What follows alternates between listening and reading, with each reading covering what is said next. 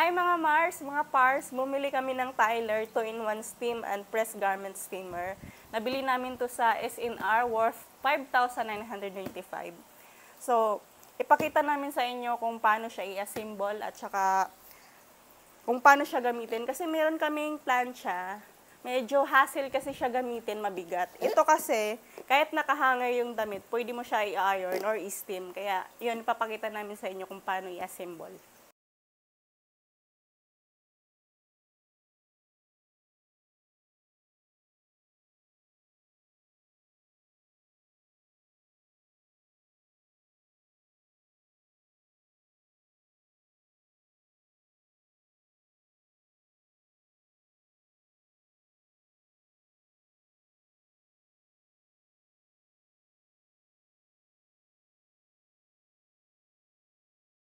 So yun guys, ito na yung na-assemble na namin.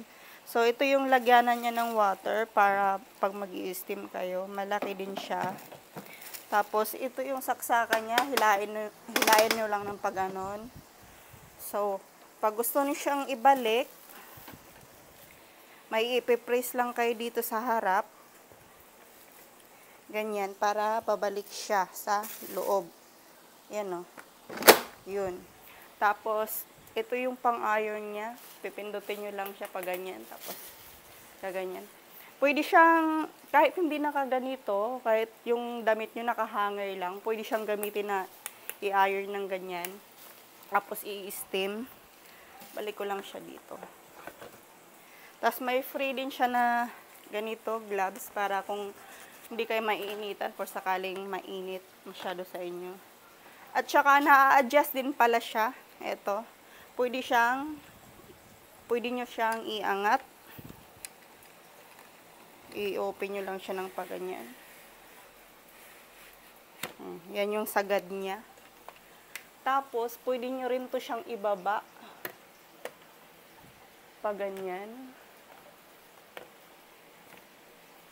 Yan, tapos, sabit nyo siya dyan.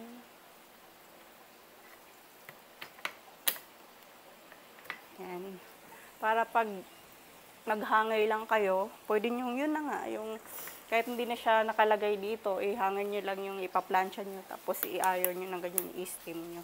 Bumili kami nito kasi nga, yung mga, may 3 kaming estudyante, yung mga uniform nila, kailangan talagang laging nakaplansya, lalo na pag uwi sa bahay, hindi agad lalaban.